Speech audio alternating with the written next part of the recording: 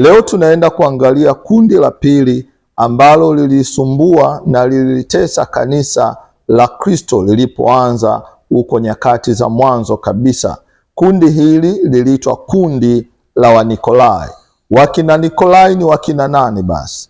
Nikolai imetokana na jina la mtu mmoja anaitwa Nicholas.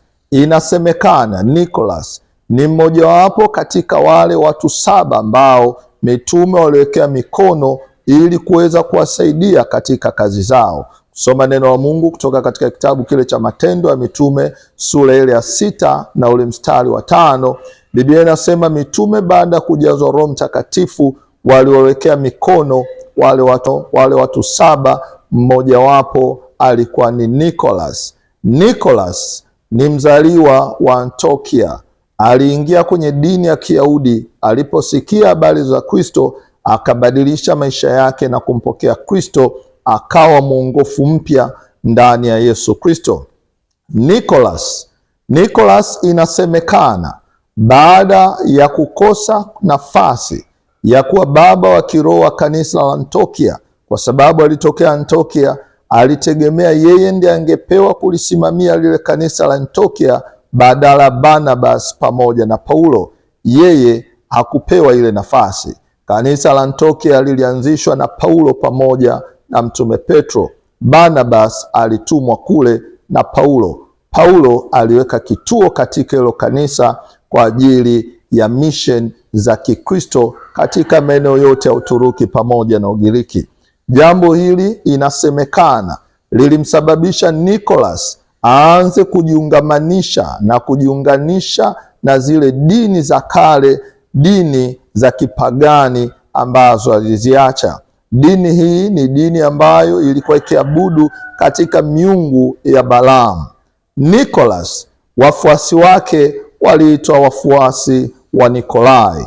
Yafuatayo yalikuwa ni malengo ya Nikolai na yalikuwa ni mafundisho ya Nikolai. Jambo la kwanza, Wanikolai waliamini katika wokovu. Walisema wao wana leseni ya wokovu. Walisema wokovu ni neno pana lenye mamlaka juu ya mwili na lenye mamlaka ndani ya mwili hata katika ulimwengu wa roho. Ukiokoka hakuna jambo lolote baya linalokushika wala linalokushinda katika ulimwengu na ulimwengu wa mwili. Akasema mtu aliokoka ana leseni ya kufanya jambo lolote bila kuhukumiwa wala kujihukumu. Jambo la pili, Wanikolai waliamini katika kula vyakula vilivyotolewa sadaka kwa ajili ya sanamu na miungu ya Balaamu. Walisema mtu akiokoka amekwisha kuokolewa. Hivyo basi hata akila vyakula vya kufisha, vyakula vyenye sadaka za mizimu, vyakula vyenye sadaka za Balaamu, hakuna shida yoyote, wewe unabaki na wokovu wako. Jambo la tatu, Wanikolai waliamini katika uzinzi. Walisema hata mtu akifanya uzinzi baada ya kuokoka hakuna shida yoyote, unasamehewa na dhambi haipo juu yako. Hauna haja ya kujihukumu kwa kuwa Mungu amekwisha kutakasa na umekwisha kuokolewa. Ndio sababu Yesu alikuja hapa duniani. Jambo la 4, Wanikolai waliamini ya kwamba dhambi yoyote haina mamlaka. Unaweza ukafanya dhambi kwa kiwango cha aina yoyote, ili mradi tu ukumbuke kutubu dhambi zako. Bwana Yesu asifiwe sana. Katika kitabu cha Ufunuo wa Yohana sura ya 2 na mstari wa 14, unamwona mtume Yohana anaandika waraka kwa ajili ya kanisa la Pergamo. Anasema ya kwamba ninajua katika mji wako wapo watu ambao wanajiungamanisha na mafundisho ya Balaamu. Na Balaamu yule ambaye alimfundisha Balaki kwa ajili ya kuwatesa na kuwalaani wana wa Israeli. Akasema mmekuwa mkila vyakula vya sanamu na mmekuwa mkifanya uzinzi. Akasema si hayo tu, pia ndani ya kanisa lako wapo wale Wanikolai. Akasema basi leo ukumbuka ya kwamba unapaswa kutubu. Usipotubu mimi naje upesi na upanga huo utakuangamiza. Akasema mtu yeyote mwenye masikio na asikie maneno haya machache yaliyonenwa na Roho, ya kwamba yeye ashindaye atapewa mana atapewa jiwe jeupe ambalo jina lake bado halijaweza kutajwa. Nini maana yake? Wanikolai, kwa sababu wanajua ya kwamba kiongozi wao Nikolasi aliyoita Mtume Paulo, waliamini ya kwamba kinachofundishwa ni kitu sahihi. Kulikuwa kuna sababu gani basi ya sisi kutengwa na dini zetu za kipagani baada ya kuokoka? Kwa hiyo wakaona wokovu kama njia ya kuwafarakanisha wao na jamii ambazo wamekuwa wakiziamini siku zote, jamii za kipagani. Nicholas akasema, sitaweza kuwatenga ndugu zangu kwa sababu tu ya imani zao, nitawakaribisha, nitawaweka katika Ukristo. Akaanzisha dini mpya ya Wanikolai, akaanzisha movement mpya wa Nikolai, watu ambao wanashiriki ibada za kipagani na wakati huo huo wanaweza wakashiriki ibada za Kikristo.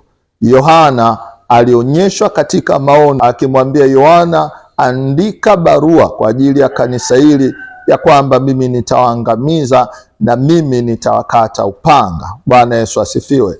Wanikolai wamekataliwa katika maandiko. Wanikolai kanisa liliwakataa, lakini bado waliendelea kudai wao ni Wakristo na waliendelea kung'ang'ania kubaki na Ukristo hata hivi leo.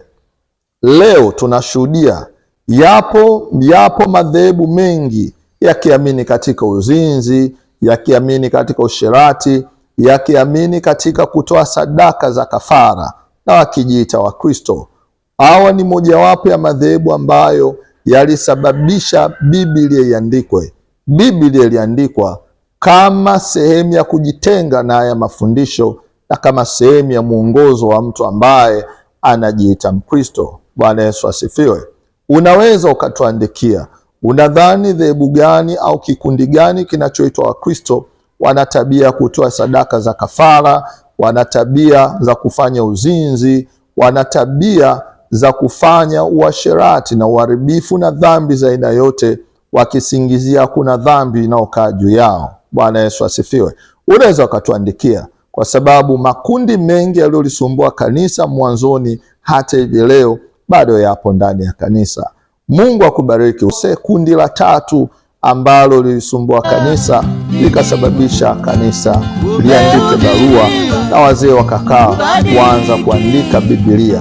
Bwana Yesu asifiwe. Shalom, shalom.